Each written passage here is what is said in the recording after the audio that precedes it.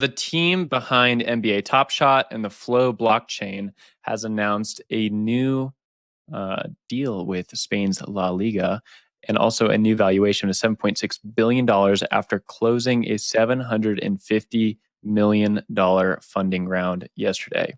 So Dapper Labs, of 250 course, is the million. team.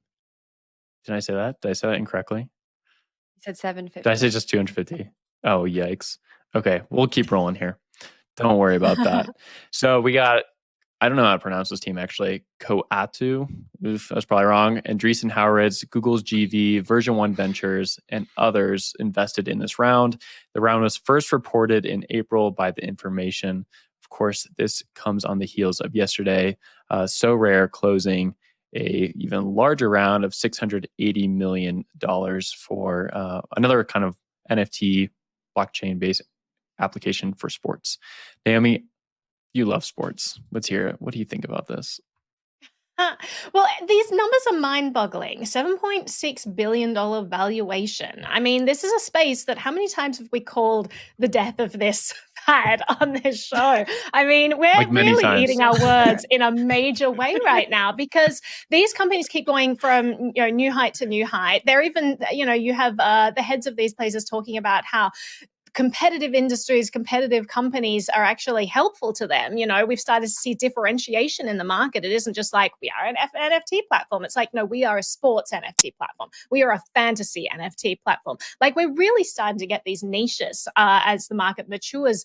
I'm still waiting for Adam Levine's prediction to come true where, I keep bringing it up, this great analogy that he brought up where he's like, NFTs, they're kind of like a key that might unlock something, but all we figured out is how to paint the key, make it look pretty so far.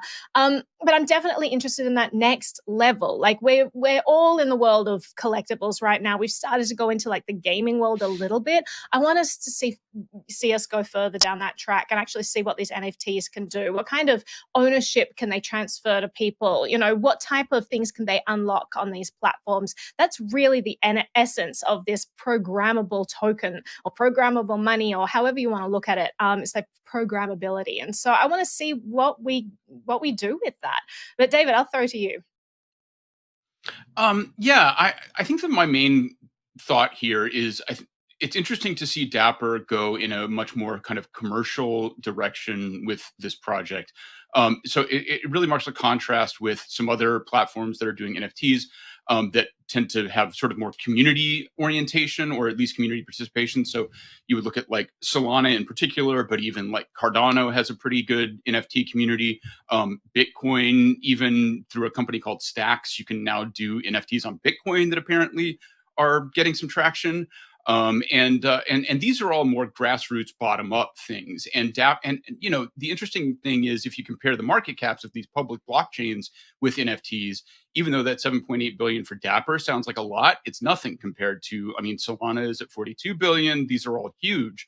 And so I think one of the questions that you face with this deal is, this is basically a private blockchain, and it is based on these deals with big companies. And is that the model that's going to succeed? It's hard to say. It's a question, though. Jen, you want to pick it up?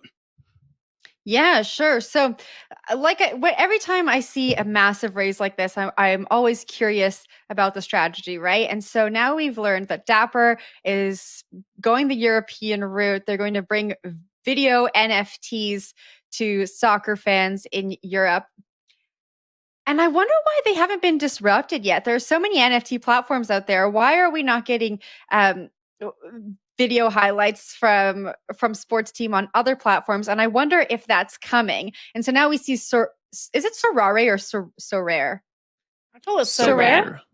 I just, Sorare sounds so much more fancy. It sounds so European. Yeah. I know. People are probably going to come at me like, she doesn't even know what she's talking about. Anyways, so Sorare is now coming to North America, and it just feels like the market is ripe for disruption right now, and everyone is playing very nicely in their own corners. But I think we're going to see some strong competition. But Will, I'll pass it back to you.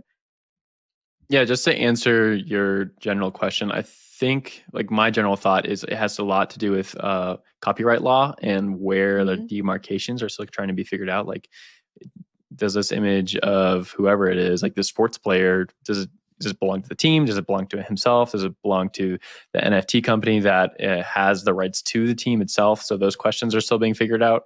My general question is why so much capital is needed for these teams that are fundraising. So you're not only trying to get the largest funding round when you're a startup, you're trying to get the right amount of capital for your team to make the best decisions going forward.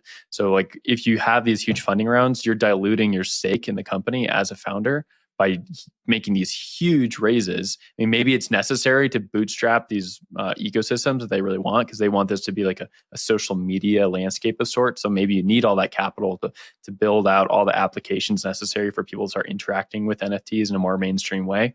But on the other side, it almost seems like these valuations are too high for the amount of users they have. NBA Top Shot does have a lot of users, but Sorare only had about 600,000, which, I mean, that's maybe a lot for an NFT company, but like compare that to anything else. Like the DeFi landscape definitely has more players, and I can't really remember a DeFi company that raised $250 million or $650 million in a funding round recently. So that's my kind of concern, is coming from a startup perspective.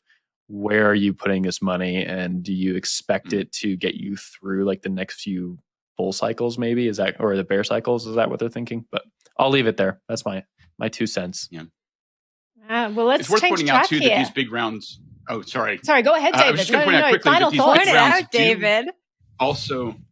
Do also increase risk for the company in certain ways and can make it less stable, even financially sometimes. So that's another point to Will.